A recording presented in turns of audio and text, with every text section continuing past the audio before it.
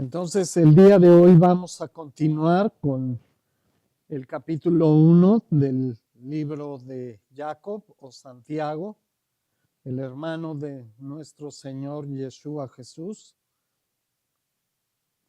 el cual, después de su incredulidad y su falta de fe en su hermano, que en el principio no era reconocido por su propia familia como el Mesías de Israel, después sufrieron una transformación muy importante cuando fueron testigos de todas las señales que Dios hacía a través de Yeshua, nuestro Mesías. Entonces, este proceso de transformación es muy importante. De hecho, es nuestra tarea el permitir que Dios esté transformándonos hasta el día en que vayamos a su presencia. Es un proceso que va a durar toda nuestra vida. Es un proceso en el cual tenemos que aprender a santificarnos, a apartarnos de las cosas del mundo y de las cosas que nos desvían del camino de la verdad. Este camino va a durar hasta que dejemos esta vida. Entonces, cada porción de la escritura, cada libro, cada frase fue revelada por Dios para que nosotros podamos realizar esta transformación.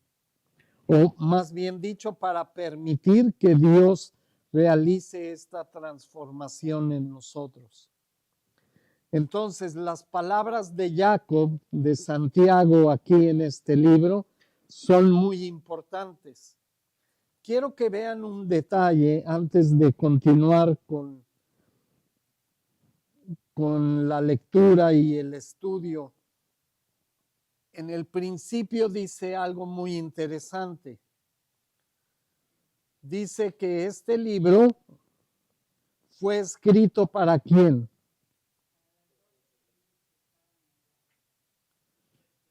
Entonces, aquí lo que nos está revelando Santiago es que estaba escribiendo especialmente para judíos descendientes de las 12 tribus de Israel que estaban ¿en dónde? En la dispersión. Entonces, debido a que Santiago está especificando al grupo al cual quería hablar en especial, quiere decir que entonces para los gentiles este libro ya no es importante. Sí que sí es importante o no es importante. Entonces quiero que vean algo, porque es algo que sucede hoy en día. Muchas congregaciones nos dicen, por ejemplo, en el caso del libro de Santiago, que esto era para los judíos en la dispersión. Entonces, para los gentiles no tenían que tomar en cuenta lo que estaba diciendo Santiago aquí. Pero cuando Dios habla, ¿habla para quién? ¿Solamente para su pueblo? ¿Para Israel? Fíjense, en el momento que nosotros nos reconciliamos con Dios, seamos israelitas o gentiles, automáticamente todas las palabras de este libro, de la Biblia, no estoy hablando del libro de Santiago, pero de toda la Biblia automáticamente son para todos y cada uno de nosotros.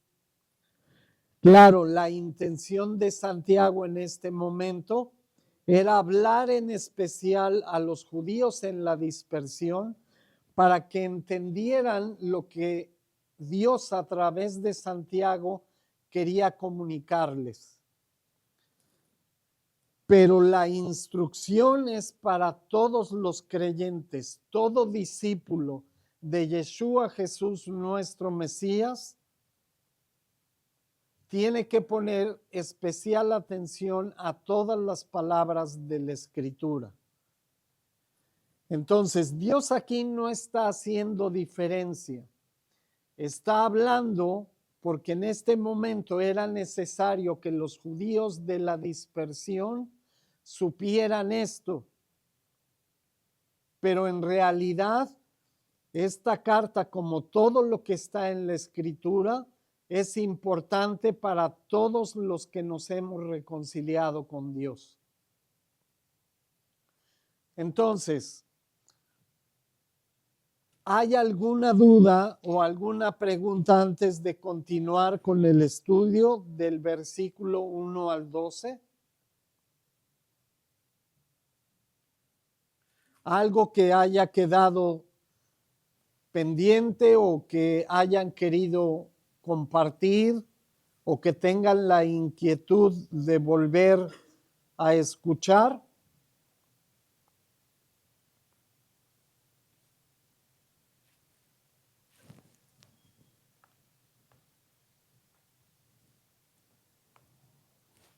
¿No?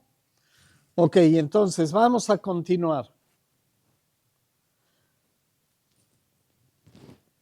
Entonces vamos a leer del versículo 13 al 14.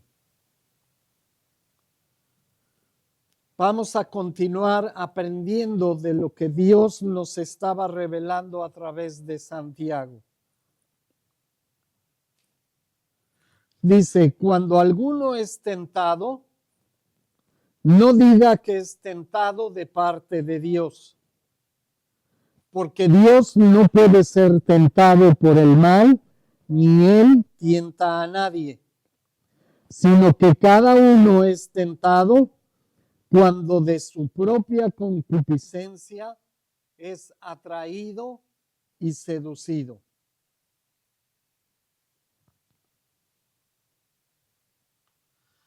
Entonces, ¿es Dios el que nos tienta? Vamos a ver algo muy importante. Prueba y tentación son dos cosas muy diferentes. Lo que nos está diciendo Santiago aquí es que Dios en su naturaleza no puede tentar a nadie y no puede ser tentado. Aunque Dios nos creó a su imagen y semejanza, no somos exactamente igual que Dios. Somos parecidos en algunos aspectos porque Él puso de su misma esencia y naturaleza en nosotros, pero a diferencia de Él, nosotros somos inferiores en todos los sentidos. Eso no quiere decir que nos hizo imperfectos o con algún error. Simplemente Él es Dios, Él es omnisciente, omnipresente, todopoderoso, y nosotros somos su creación. Entonces tenemos la bendición de compartir ciertas cosas con nuestro Creador, pero no somos iguales. Y además, Él nos dio la libertad de poder elegir si queremos caminar conforme a su palabra o si rechazamos la bendición que Él ofrece para todos y cada uno de nosotros. Entonces, Santiago aquí nos recuerda algo muy importante. La naturaleza de Dios no tiene ninguna relación con la tentación. Es algo que Dios no acepta y no promulga. No es compatible con la naturaleza de Dios la tentación. Entonces, ¿cómo definimos la tentación? ¿Cómo podríamos definir lo que significa tentación?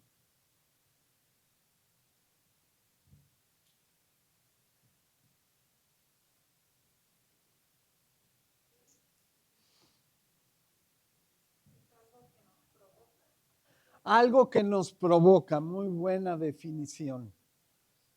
¿Alguien más?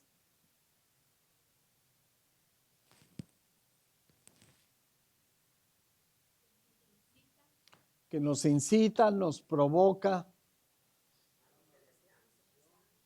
¿Algo que qué? Bueno, si lo deseamos, entonces ya no es externo. Ya ahí estamos hablando de otra cosa diferente.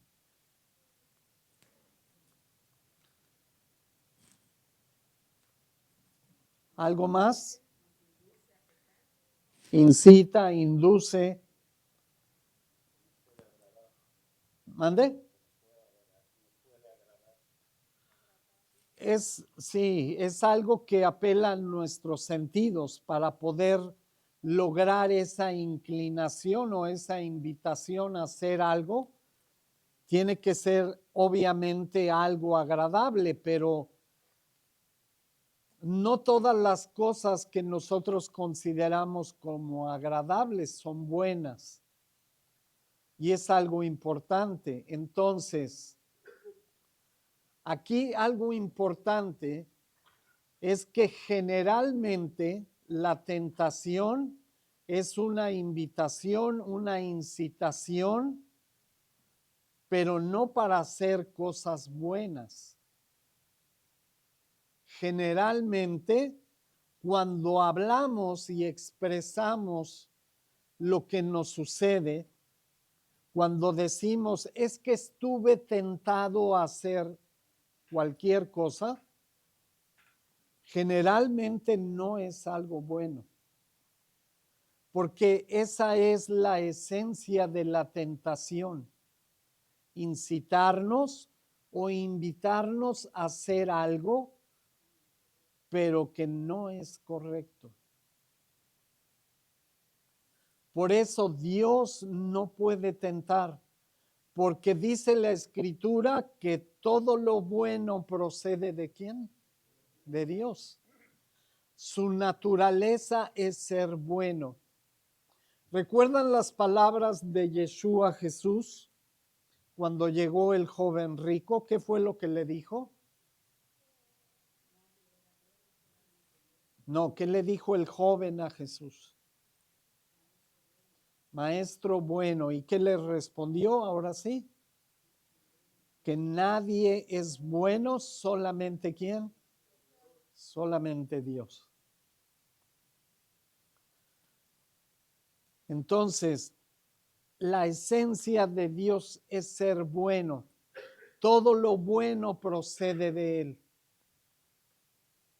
Por lo tanto, Dios no puede ser tentado y tampoco puede tentar. Dios jamás puede ser incitado a hacer algo malo, porque su naturaleza es la bondad, lo que es bueno, justo, santo y perfecto. Amén. Entonces, lo único que está haciendo Santiago es recordarnos a todos nosotros que cuando estamos pecando no podemos culpar a Dios de habernos tentado.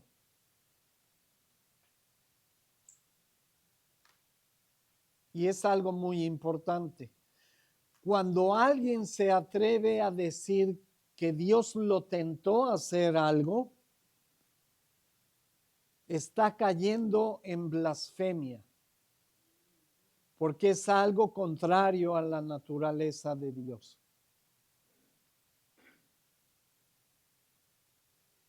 Entonces vamos a ver algo muy importante. Porque no solamente Dios no puede ser tentado y tentar, pero otro pretexto que ponemos para justificar nuestro pecado es que el enemigo, Hasatán, me tentó.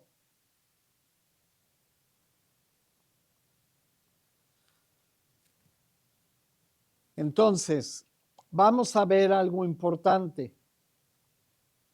¿Recuerdan Génesis 3 del 1 al 6? ¿Qué sucedió ahí?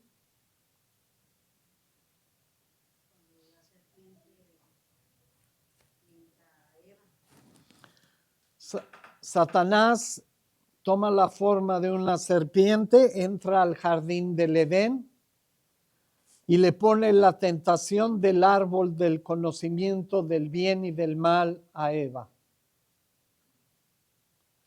Efectivamente, la tarea de Satanás o una de sus cualidades es que él es el tentador. El enemigo hizo caer a través de la tentación a Eva y desobedecer a Dios. Vamos a Mateo 4:3.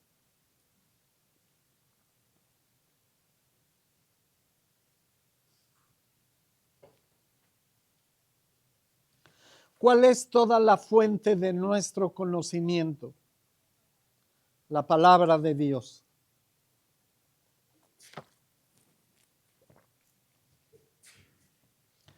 Entonces, Jesús va al desierto. Mateo 4:3, ¿qué dice la escritura?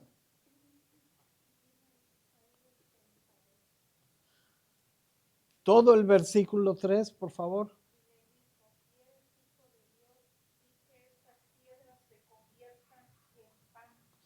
Vean, ¿a qué salió Jesús al desierto? A estar en comunión con Dios. Entonces, durante este tiempo, ¿sí? Él no comió ni bebió, estaba en comunión con Dios, ayunando. Y viene, dice la escritura, ¿quién? ¿Quién es el tentador? Esa es su naturaleza. Entonces dice, y vino a él el tentador y le dijo, si eres hijo de Dios, di que estas piedras se conviertan en pan. Vean algo muy importante. ¿Qué está haciendo Satanás aquí? Sí, pero ¿cómo lo está tentando? No. Vean la escritura. ¿Qué le dice?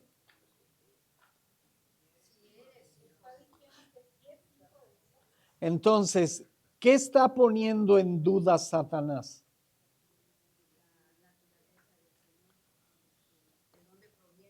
Su naturaleza divina. Si eres el Hijo de Dios, convierte las piedras en pan. Si no convirtió las piedras en pan, solo por eso Jesús dejaba de ser Hijo de Dios. Entonces, ¿a quién le tenía que probar Jesús que era el Hijo de Dios convirtiendo esas piedras en pan?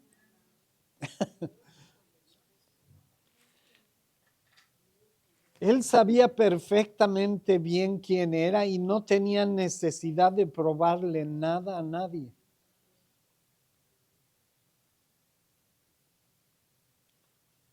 Entonces, ¿qué estaba haciendo?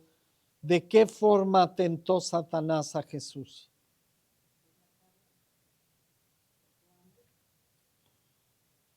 No, obviamente tenía hambre porque no estaba comiendo. Y Dios en cuerpo físico, obviamente el cuerpo sentía sed y sentía hambre. Pero ¿a qué lo estaba incitando? ¿Pero de qué manera?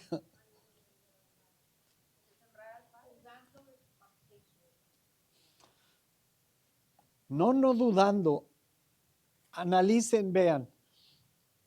Él salió al desierto, estaba ayunando, estaba en comunión con su padre y le dice, si eres hijo de Dios, di estas piedras que se conviertan en pan.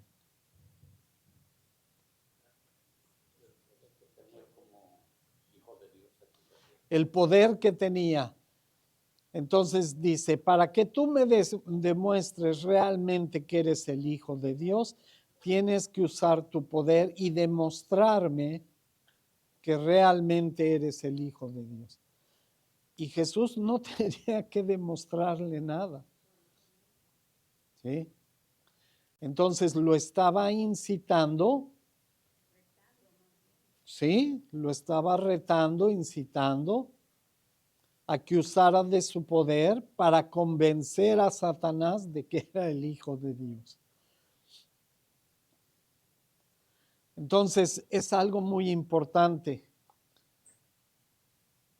La tentación, su propósito es llevarnos a hacer algo contrario a la voluntad de Dios.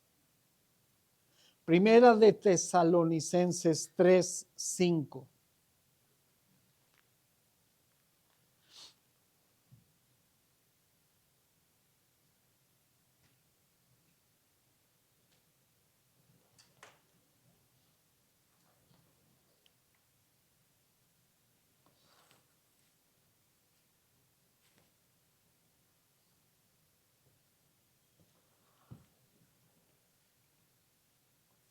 Está el micrófono por ahí, se lo pasas. ¿Quién quiere leer, por favor? Primera de Tesalonicenses 3:5.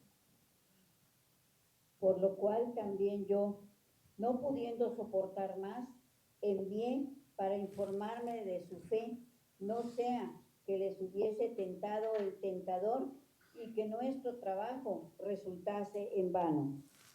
Vean, Pablo aquí en esta carta a los tesalonicenses está preocupado por la situación espiritual de los creyentes en Tesalónica. Entonces, ¿cuál era la preocupación de Pablo? Que el tentador los hubiera tentado y se hubieran desviado y que su trabajo predicando la palabra de Dios en Tesalónica hubiera sido en vano. ¿Sí? Entonces, Pablo tenía una preocupación genuina, ¿sí?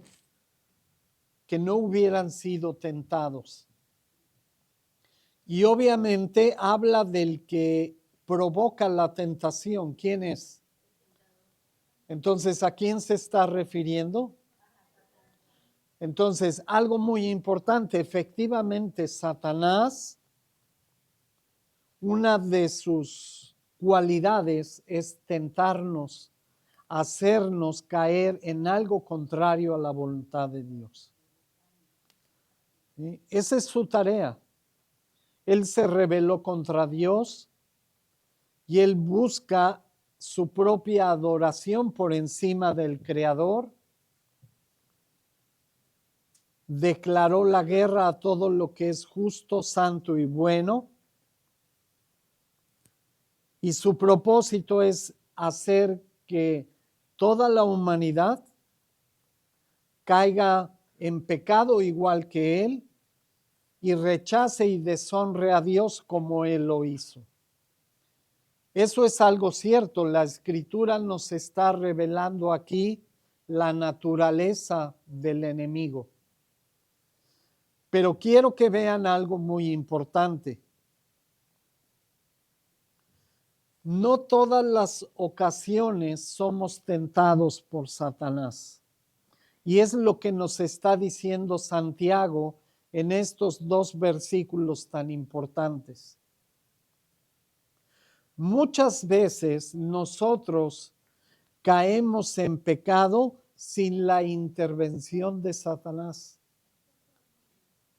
¿Sí? Entonces sí, efectivamente, Satanás tienta y va a hacer todo lo posible para desviarnos de la perfecta voluntad de Dios. Cada ocasión que él pueda, la va a aprovechar para desviarnos del camino de Dios. Pero no todas las veces cuando caemos en pecado es por culpa de Satanás o porque él nos tienta. La tentación puede venir de dos fuentes y es lo que quiero que pongan mucha atención aquí. Obviamente y sin lugar a dudas no proviene de Dios. Eso es lo que explica Santiago. Dios no puede ser tentado ni tienta a nadie. Esa parte nos queda muy clara, ¿cierto? Eso lo sabemos perfectamente bien. Entonces la tentación proviene de otra fuente. Y lo que nos está explicando la Escritura es que hay dos posibilidades. Esta fuente puede provenir de dos lugares. Una es del tentador, obviamente, del enemigo, pero la otra procede ¿de dónde? De nuestra propia concupiscencia.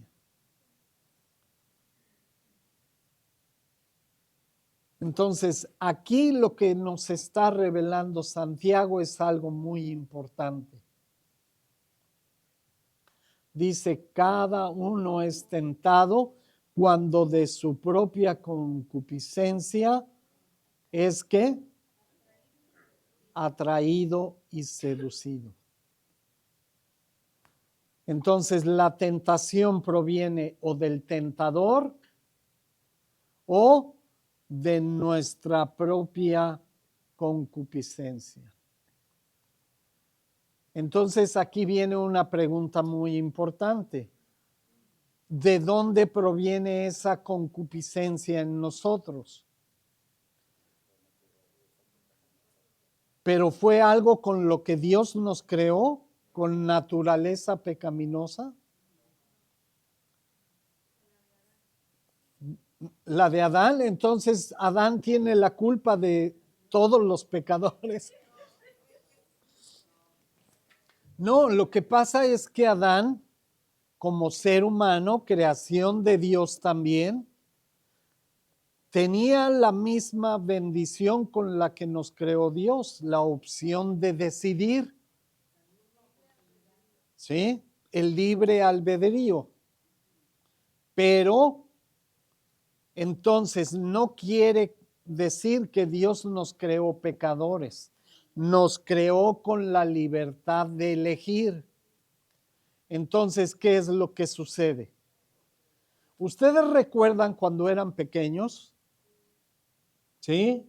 Qué buena memoria. Bueno, tal vez yo tengo más años que ustedes y yo ya no me acuerdo, pero lo que no nos conviene muchas veces. ¿Se acuerdan cuando eran pequeños y nos decían no hagas esto? Entonces teníamos dos opciones, ¿cierto? No hay más. O obedecíamos o hacíamos lo que queríamos. Entonces, a esto se le llama libre albedrío. Dios nos creó con la opción de elegir. Entonces, como no somos iguales a Dios, no somos santos y perfectos, muchas veces nosotros tenemos que experimentar para saber.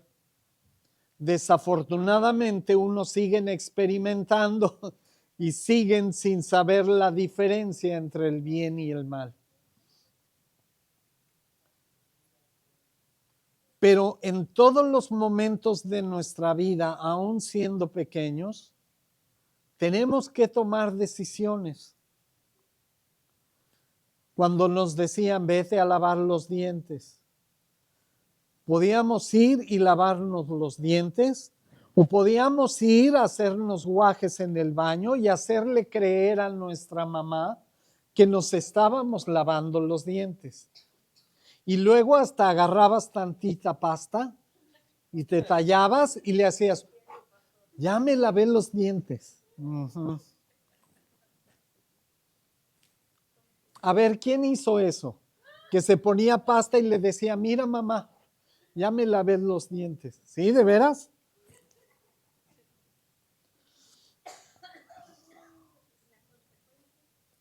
Bueno, sí, después venían las visitas al dentista, ¿no? Porque las caries no perdonan. Pero algo muy importante, ¿sí? Sí, el tentador tiene esa tarea de desviarnos de la palabra de Dios y usa la tentación para incitarnos, para invitarnos a hacer lo contrario a la voluntad de Dios. Pero muchas veces Él ni siquiera interviene y nuestros propios deseos y concupiscencias nos hacen caer en pecado. Entonces, esto que dice Santiago es muy importante. La tentación obviamente no procede de Dios. Eso es irrefutable. La segunda, Satanás puede ser que nos tiente, pero la mayoría de las veces la tentación proviene de nosotros mismos. La falta de dominio propio,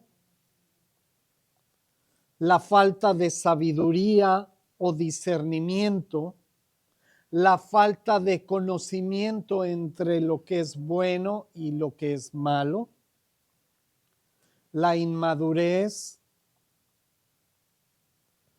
tal vez que nosotros nos dejamos llevar por las emociones y hacemos cosas en las cuales no pensamos en las consecuencias. Pero algo claro que nos quiere decir Santiago es que la tentación no procede de Dios, no siempre es por causa de Satanás y que la mayoría de las veces es por nuestra concupiscencia.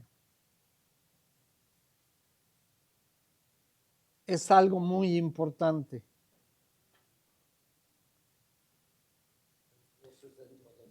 Sí.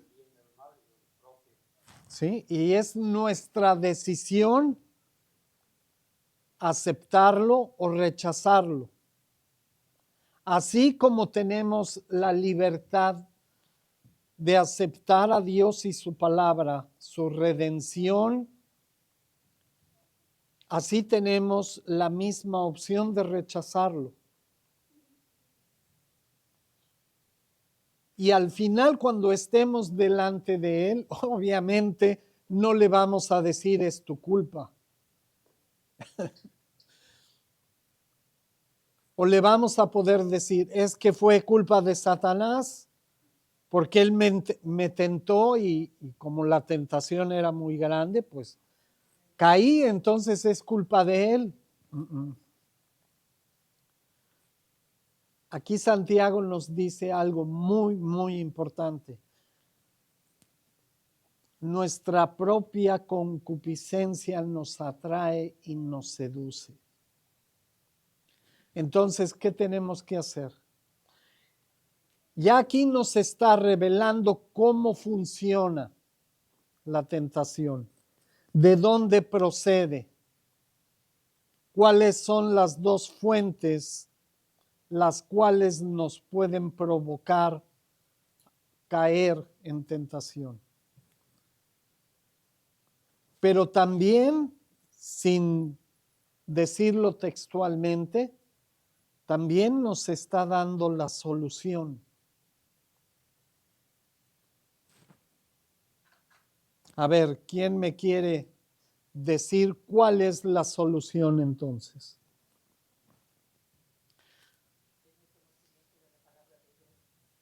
Absolutamente. Pero vean, el conocimiento de la palabra de Dios es una parte muy importante. Porque obviamente alguien que no conoce la palabra, ¿cómo puede llegar a este conocimiento?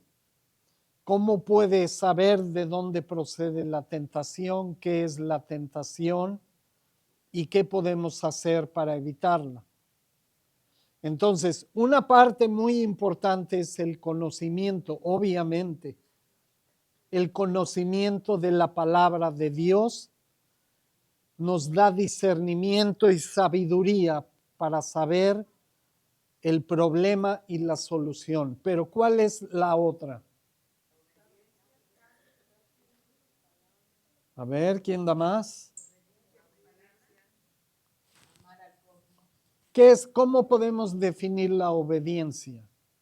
¿De qué otra forma podemos definir la obediencia? Una parte es conocer, poner en práctica. Muy importante. Vean, cuando recitamos la Shema, en hebreo, Shema significa escuchar. Pero no solamente significa escuchar, es cuando tú escuchas y haces algo al respecto. Porque muchas veces podemos escuchar, como cuando nuestra mamá dice, vete a lavar los dientes, pero muchas veces no lo hacemos. Y esa es la parte más importante. Entonces, Shema significa, ¿sí?, escuchar, poner atención a lo que se nos dice, pero hacer algo al respecto con esa información que escuchamos. Es ponerlo en práctica. ¿Sí? Entonces, vamos a ver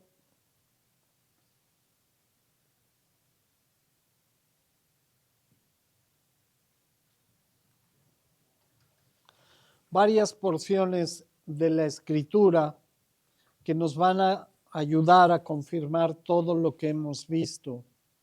Salmo 7:9.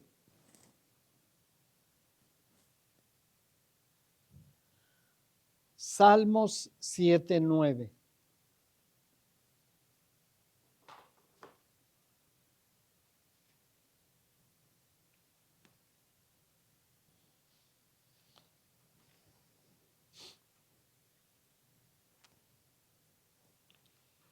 A ver, ¿quién quiere leer? No, usted ya leyó mucho. Vamos a darle chance a otro. A ver, hermana Araceli, permítame, le voy a pasar el micrófono para que oigan todos fuerte. Cuidado, Dani.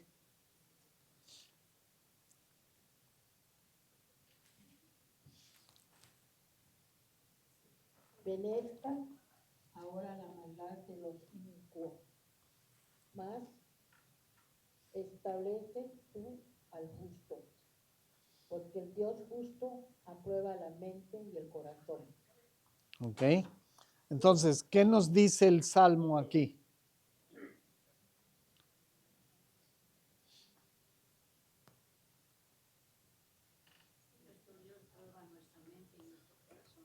Ok. ¿Cuál es la diferencia entre tentar y probar? ¿Hay alguna diferencia? Claro que sí. Son dos cosas muy diferentes. Dijimos que tentar es incitar o invitar a hacer algo contrario a la voluntad de Dios. Y entonces, ¿qué es una prueba? ¿Ok? Puede ser en ese sentido. Pero hay otro sentido mucho más aplicable a este caso, a lo que queremos explicar.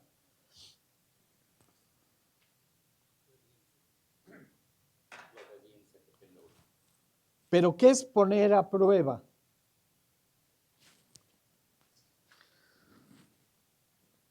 Obviamente lo que Dios pone a prueba es nuestra obediencia. Eso es correcto. Ok, entonces, Dios te está poniendo dos opciones, ¿sí? Y tú tienes que decidir. Ahora, Dios quiere que tomes la decisión correcta o la decisión incorrecta. La correcta. Simplemente te está poniendo dos opciones, pero Él espera que escojas lo bueno, lo santo, lo justo. Entonces, esa es la diferencia entre tentación y prueba. Pongan mucha atención, es muy importante. La tentación es siempre, exactamente, perfectamente bien explicado, muy sencillo. La tentación tiene como objetivo que falles y la prueba tiene el propósito que hagas las cosas bien. Esa es la diferencia. Entonces, obviamente Dios no te puede tentar. Dios te pone a prueba, pero con el propósito de que aprendamos a escoger lo que es correcto. Y por el otro lado, Satanás te tienta para desviarte de la perfecta voluntad de Dios.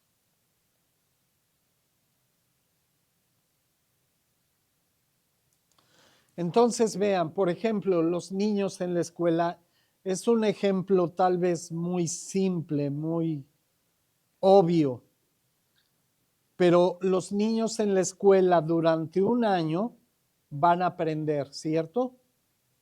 ¿Cuál es la única forma de saber si los niños aprendieron o no? Con los exámenes, haciéndoles una prueba. Al final, bueno, ya no es así, pero debería de seguir siendo así. Al final de año, todos los que aprueban los exámenes son los únicos que deberían de pasar al siguiente año. ¿Cierto? ¿Qué hacían en tiempos antiguos cuando alguien reprobaba? ¿Sí? Ibas en tercero, te hacían exámenes para pasar a cuarto. Si reprobabas, te quedabas en tercero. Así debería de ser. Desafortunadamente hoy ya no es así. Pero el propósito de la prueba es que aprendamos a elegir lo que es correcto. Por eso Dios nos prueba. Dios en todo momento nos pone a prueba para saber si vamos a elegir lo correcto. Pero ¿qué pasa cuando no elegimos lo correcto? Entonces, ¿qué propósito tiene la prueba? ¿Hay algún propósito en ocasiones cuando no elegimos lo correcto y reprobamos? A ver, Tatis. Entonces, también tiene un propósito bueno la prueba. Si reprobamos, nos damos cuenta en qué estamos fallando. En lo que sea. Entonces, eso quiere decir que tenemos que poner más énfasis en ese momento en lo que no hicimos bien. Ya lo que hicimos bien ya está aprobado, no tenemos problema. pero lo que no hicimos bien es en lo que tenemos que trabajar. Bueno, no solamente, ¿eh? Yo me acuerdo en secundaria batallaba mucho con química y con física. Eran mi coco. Pero vean, algo muy importante. Cuando un niño reprueba un examen y piden a un maestro para que le dé, ¿cómo se llama? Regularización. Entonces, ¿se va a poner a trabajar con el niño en lo que ya aprobó? ¿Para qué? Es una pérdida de tiempo. Entonces, va a trabajar en lo que no hizo bien y se va a enfocar en eso hasta que lo apruebe. Ese es el propósito. Entonces, todo lo que hace Dios es bueno.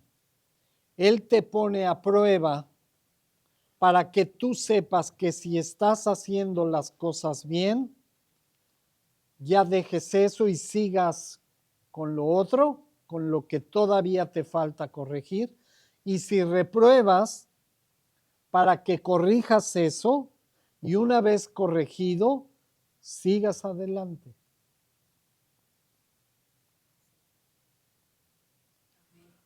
Entonces, por eso Dios nos prueba. Zacarías 13:9.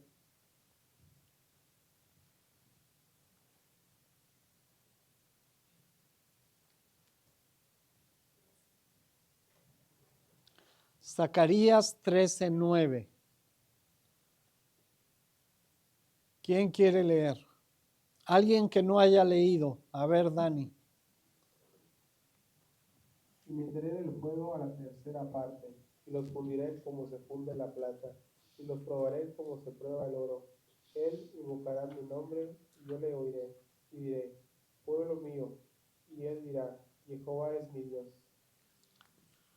A ver, ¿quién de ustedes no puede esperar ser fundido como la plata?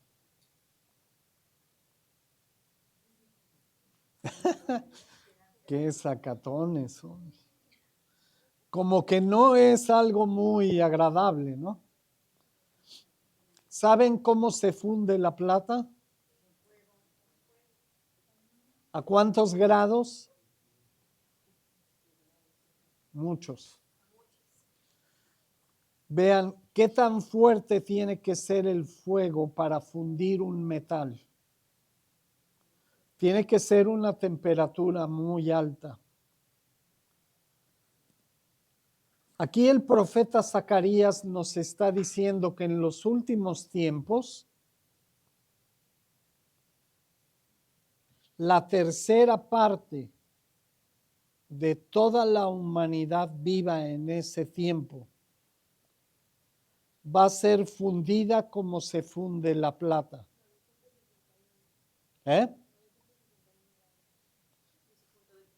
Casi 1000, casi. Ese es el punto de fundición. Sí, Celsius. Y los probaré como se prueba el oro. Ya hemos hablado, ¿alguien no ha escuchado cómo se purifica el oro? ¿Y luego qué se hace? Se quita todo lo que es malo y se pone el fuego más fuerte. Luego vuelve a salir las impurezas, se retiran y luego el fuego se pone más fuerte. Y se hace así, diferentes, hasta que ya no sale nada de impureza. Entonces, vean algo muy importante que está diciendo Dios a través del profeta Zacarías. ¿A quiénes va a pasar por ese proceso en los últimos tiempos?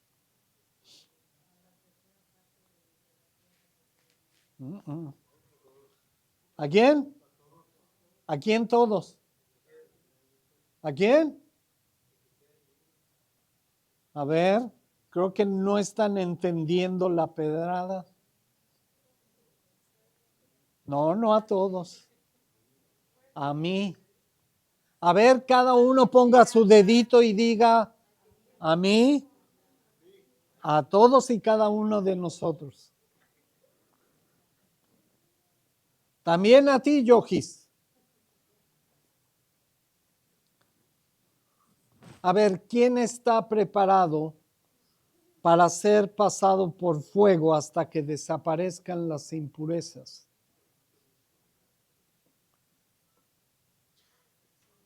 Nadie está preparado.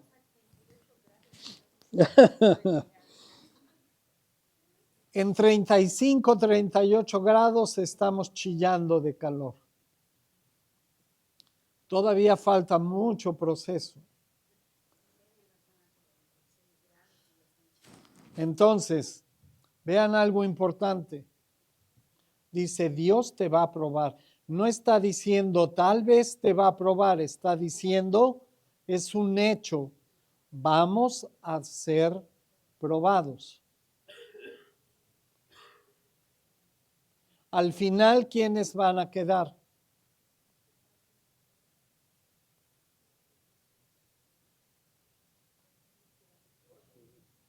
A ver, ¿qué dijimos de las impurezas? Los que ya no tengan impurezas. Entonces, ¿se imaginan cómo va a ser la gran tribulación? No, nadie se imagina. No tenemos ni idea, pero sabemos que va a ser algo muy, muy fuerte. Entonces, ¿qué está haciendo Dios aquí? ¿Espantarnos? Prepararnos, nos está advirtiendo. Esto es lo que viene. Y tú tienes que aprender a pasar la prueba. Tienes que desechar lo malo y aceptar lo bueno. Pero van a venir pruebas muy fuertes. Primera de Tesalonicenses 2:4.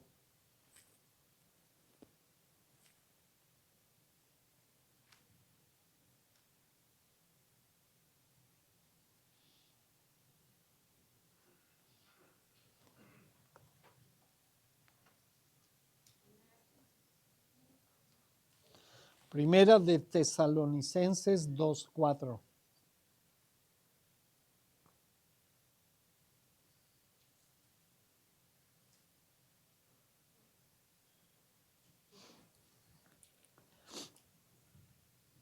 ¿Quién dijo yo? Ahora sí, el que sea rápido para...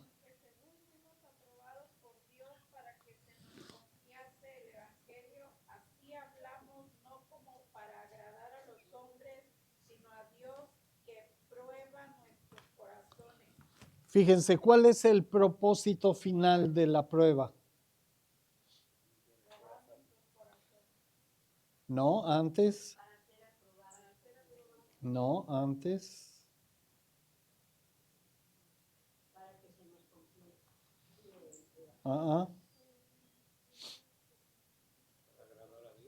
Para agradar a Dios. Y no es agradar en el sentido de que hago berrinche para que me agraden. Dios no está haciendo berrinche para que le agrademos.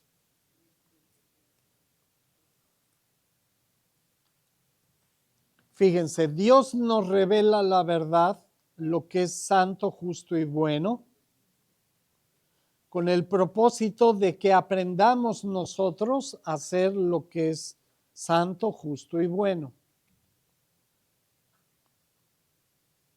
Entonces, Dios no está haciendo berrinche para que nosotros le agrademos. La única forma de agradar a Dios es hacer lo que es santo, justo y bueno.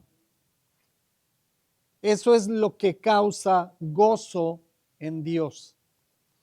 cuando ve que nuestra elección no es para hacer el mal, sino es para hacer lo bueno, porque esa es su naturaleza. Y Él quiere enseñarnos a ser exactamente igual que Él. En la eternidad solo va a haber gente que desechó todas las impurezas.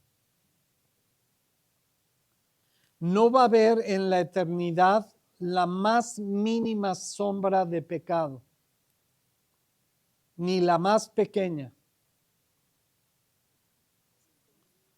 Porque el propósito final de Dios a través de la prueba va a ser que desechemos toda la impureza. Simplemente nos está advirtiendo que va a ser algo difícil. Pero también nos está dando la guía para poder pasar la prueba. Porque en su palabra Él nos revela lo que es bueno, lo que es justo y lo que es santo. Entonces, ¿qué es lo que tenemos que hacer? Nada más poner en práctica lo que Él dice que es santo, justo y bueno.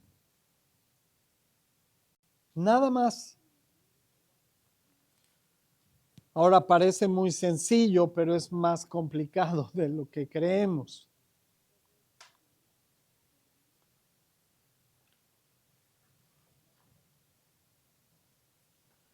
Entonces, Santiago nos está diciendo algo muy importante. Dios nos va a probar para hacer lo bueno, pero tenemos que tener mucho cuidado de la tentación porque es la que nos va a incitar a hacer lo malo. Ahora, esa tentación puede proceder del enemigo o puede proceder de nosotros mismos. Entonces, tenemos que trabajar en nosotros de tal manera que aprendamos a tener dominio propio para desechar lo malo y hacer lo bueno. Sí.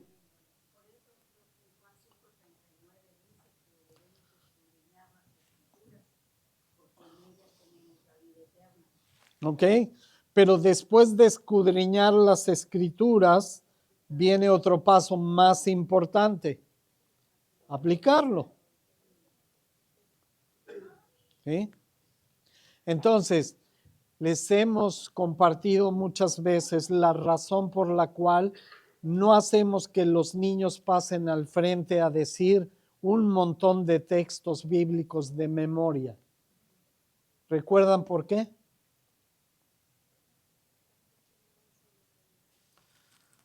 Porque es muy importante saberlos y conocerlos.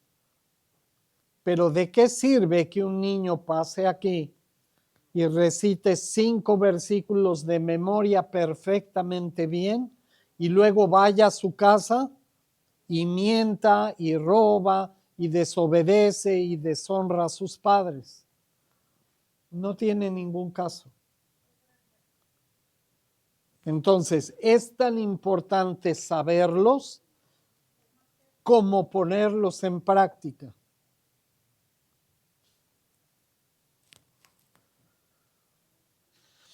Entonces, Dios no tienta, Él nos pone a prueba.